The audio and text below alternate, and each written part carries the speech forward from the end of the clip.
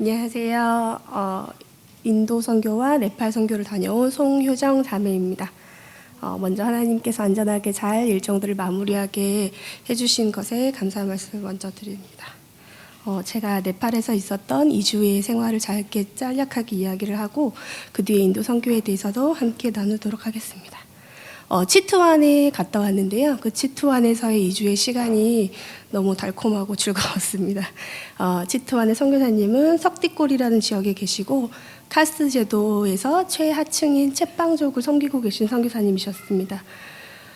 매일 같이 저녁 예배를 드리고 기도하고 세교를 위해서 기도하시고 전 목사님 이름을 불러가면서 기도하시는 선교사님들의 모습을 보면서 선교지에서의 삶이 더 은혜되고 감사한 일이 많구나라는 걸 느꼈습니다. 네, 석디골에서 제가 2개의 학교를 다녀왔었는데요. 첫 주는 그래도 뭐라도 하고 싶었는데 하나님께서 아무것도 못하게 하시고 그냥 꼼짝만 하셔서 먼저 많은 걸 그냥 보여만 주셨어요. 그래서 러빈처치라고 하는 곳을 다녀왔고 순이랑 라잔이 있는 곳인데 러빈처치를 다녀오고 그 다음에 그 현지에 있는 상황들에 대해서 조금 들을 수 있는 교회들이 있었습니다.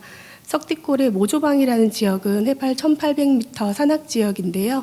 거기에 이제 오토바이를 타고 올라갔었는데 예전에는 길이 없어서 선교사님께서 배낭을 메시고 뭐 이틀 3일 이렇게 걸어서 산 중간에 주무시면서 올라가셨는데 지금은 길이 생겼고 제가 뭣도 몰라서 가겠다고 해가지고 갔는데 그래도 괜찮은데 라고 생각했었는데 갔다가 와서 생수를 마시는데 손이 이렇게 덜덜덜 떨리더라고요. 그래서 그날 저녁 식사를 하고 6시에 제가 잠들어서 그 다음날 아침에 9시쯤에 일어났습니다.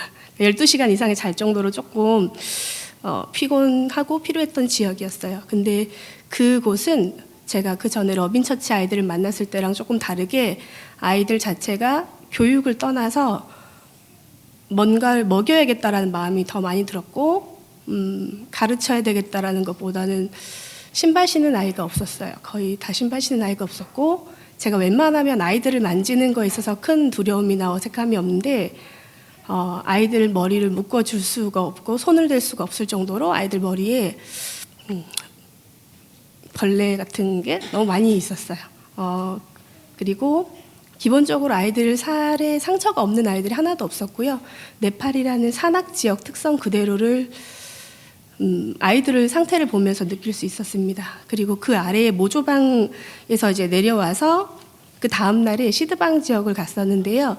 시드방 지역은 140명의 아이들이 있었고 다행히 교장 선생님께서 그 교장 선생님 자녀가 호주에 워홀을 가 있는 상태라 가지고 조금 이렇게 외국 사람들에 대해서 개방적인 마음이 있으셔서 제가 뭔가 가서 이야기를 했을 때도 되게 평안하게 받아들였고 더 많이 해주시기를 바라셨는데 할 수 있는 게 밥을 해주는 것밖에 없어서 밥을 맛있게 해주고 왔습니다. 이 아이들에게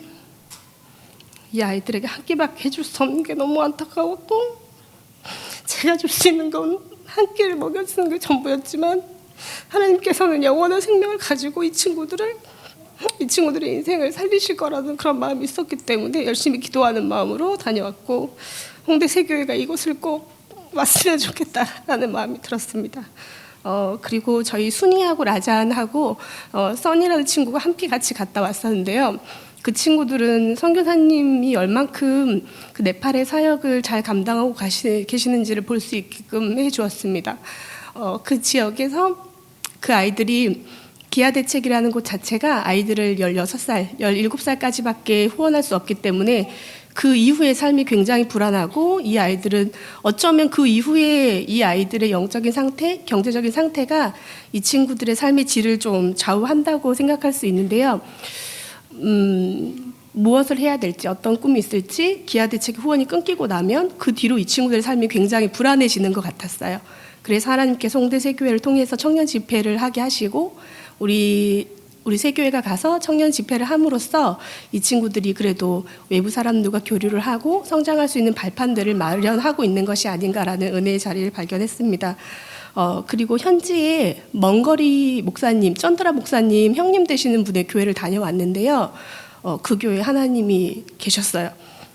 그 교회가 예배드리고 기도하고 하는 가운데 하나님께서 예전에 제가 젊은 시절에 사랑하는 저희 전병훈 목사님 모습이 먼거리 목사님하고 굉장히 똑같이 보였습니다. 그래서 그 먼거리 목사님이 감사헌금 노트를 읽어주시는데 그 헌금을 그 사람들도 똑같이 하거든요. 하고 나서 감사헌금 봉투를 감사헌금 제목으로 읽어주시면서 그 내용을 기도하시면서 읽어주신 모습을 보면서 저희 목사님이 예전에 감사헌금 봉투를 읽어주시고 했잖아요. 그런 모습들을 볼 수 있었고, 그 교회에서 먼거리 목사님이 주일학교 교사들을 교육할 수 있는 프로그램이 있었으면 좋겠다고 말씀을 하셨는데, 저희 교회가 그런 것에 쓰임 받을 수 있으면 좋겠다라는 생각이 들었습니다. 그리고 저희 청년 집회가 참 감사하게도 이 친구들한테 예배가 어떤 건지, 예배를 준비하는 건 어떤 건지, 찬양하는 것은 어떤 건지 보여줄 수 있는 굉장히 좋은 롤 모델이 됐다고 해요. 그래서 이 친구들은 그냥 선교사님들이 아무리 옆에서 알려주셔도 실제로 보지 못하면 알 수 없는 거기 때문에 저희가 청년 집회를 하면서 예배를 준비하고 그것에 일찍 와서, 다른 사람보다 일찍 와서 예배를 준비해서 진행하는 모습들을 보면서 그게 이 친구들한테는 되게 좋은 학습이 됐다고 합니다. 그리고 지난 차수에 저희 어떤 형제 한 분이 본인의 가정 안에서 조금 힘들었던 부분들을 간증한 게 있었어요. 저희도 이렇게 듣고 있는 저희들도 조금 놀라긴 했는데 선교사님이 그런 말씀을 해주셨습니다. 그 친구의 그 간증이 네팔 아이들의 그냥 흔하게 일어나는 현실 중에 하나이기 때문에 네팔 청년들한테 굉장히 큰 위로가 되었고, 혼자가 아니라는 메시지가, 나만 이렇게 불행한 게 아니고 한국에서 충분히 그런 일이 있을 수 있고, 이것이 그걸 이기고 이 자리에 와서 자기들을 도와주고 있는 그 형제의 모습을 보면서 많은 용기를 얻게 된 메시지가 되었다고 말씀하셨어요. 그래서 제가 제일 좋아하는 목사님의 메시지 중에서 하나님 나라에는 쓰레기통이 없다라는 메시지를 제일 좋아하는데, 그 형제의 그런 간증도 그 어떤 프로그램보다 귀하게 쓰여서 되게 선교사님께서 감사한, 너무 좋았다고, 제일 좋았다고 말씀해 주셨습니다. 그리고 지금 통일교가 그 치트완에 굉장히 훌륭한 시설의 건물을, 국제학교를 짓고 있다고 말씀하시더라고요. 그걸 짓고 있는데 어떻게 보면 20살, 19살에서 20살 이후의 삶들이 제가 봤을 때 제 인생에서 굉장히 중요했던 시기였는데, 그 친구들이 꿈을 가질 수 있는 환경이 되기 위해서는 무엇을 같이 고민해야 될까라는 생각을 해봤었어요. 근데 선교사님께서 이제 저희가 시내 한인교회를 지나가면서 의대 건물을 지목하시면서 저기에도 믿는 아이들이, 의대를 진학한 아이들이 있고 거기에 신호회를 조직해서 그 아이들을 공부하고 있는데, 기숙사 상황이 굉장히 열악해서 책상이 뭐 하나가 있으면 애들 4명이 같이 공부를 하고 되게 상황이 안 좋은 건데, 그런 학생들이 하나님 안에서 양육되어서 자라서 하나님 나라 위에 쓰임받을 수 있으면 정말 좋을 것 같다라고 말씀을 하셨는데, 통일교 국제학교 얘기를 들으면서 저희 교회가 빠르게 갈 수 있으면, 이 의대 학생들을 도울 수 있었으면 좋겠다라는 그런 마음의 소망이 생겼습니다. 예전에 전병 목사님께서 기숙사를 세우고 싶어 하셨던 제 추억 속에 그런 시기가 있어서 새벽 예배를 빠지지 않는 조건으로 기숙사를 세우고자 하시던 과거의 무언가가 생각이 나서 그런 것들이 교차되기도 했고, 이런 쓰임 받는 일에 속도가 사랑이라고 말씀하셨던 목사님과 저희 교회가 늦지 않았으면 좋겠다, 빠르게 갔으면 좋겠다. 그리고 이 척박한 땅에서 싹이 나려고 하는 것을 까마귀가 쪼아가고 다른 동물들이 와서 주워가고 할 때 우리가 이걸 지킬 수 있었으면 좋겠다라는 생각이 들었습니다. 그리고 인도 선교는 정말 감사하고 또 하나님 은혜 안에서 너무 다들 왜 너무 좋다고 말씀하시는지 알겠더라고요. 수요일 날 아까 목사님 말씀하셨던 것처럼 아키풀 교회에서 수요 예배를 드리는데, 다른 축구전도 나갈 때 사람들의 반응과 다르게 목사님이 통역하시는 그 선교사님 통해서 메시지를 전달하는 가운데 옆에서 저랑 피부색이 굉장히 다른 할머니 한 명이, 아줌마가 아멘, 목사님 무슨 말씀을 하시면 할렐루야라고 대답하는데 그게 되게 감동적이었어요. 같은 하나님을 믿고 있고 우리가 같은 예수 그리스도를 주인으로 모시고 있구나라는 생각이 되게 큰 감동이 되었습니다. 그리고 그 공장에 갔었어요. 공장에 갔었는데 성사님이 기아대책 식품을 만드는 공장에 갔었는데 인도에서도 네팔 생각을 하게끔 되었는데요. 거기에서 만드시는 물품 중에서 식량처럼 돼서 미음처럼 만드는 그런 죽이 네팔에도 구호식품으로 넘어간다고 하시더라고요. 그래서 비즈니스 선교나 비즈니스 사역을 하시는 분들의 영역도 어떻게 현장이 진행되고 하는 건지 볼 수 있어서 전 개인적으로 그것도 굉장히 많이 은혜가 되었습니다. 목사님이 제가 젊은 시절, 제가 20대 때 제가 목사님이 주셨던 메시지를 가지고 버텼던 것 중에서 빙들에 서 있는 사람이라고 하는 설교가 제가 한 200번, 300번 들었던 것 같아요.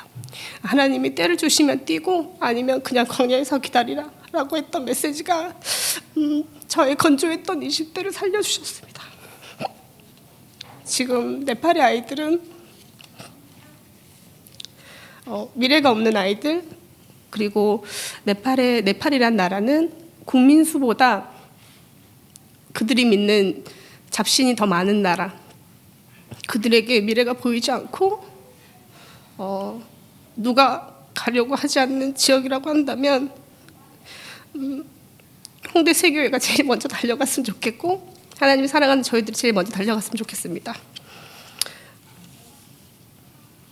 하나님이 능력을 드러내시기에 어떤 사람이 제일 좋을까? 하나님 쓰시기에 어떤 사람이 제일 편할까? 나는 그런 사람일까? 계속 기도하는 시간이 되었습니다. 그리고 하나님께서 네팔 선교, 홍대 교회를 통해서 네팔 선교를 하시면서 내가 너희들에게 열매를 보여주지 않아도, 내가 너에게 내가 일하는 걸 보여주지 않아도 계속 할 수 있냐고 물으신다고 생각했습니다. 그래서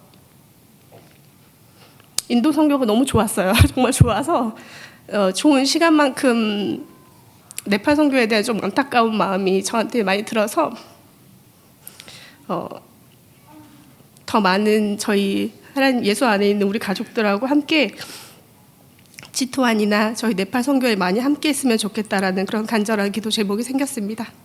이상으로 간증을 마치겠습니다. 감사합니다.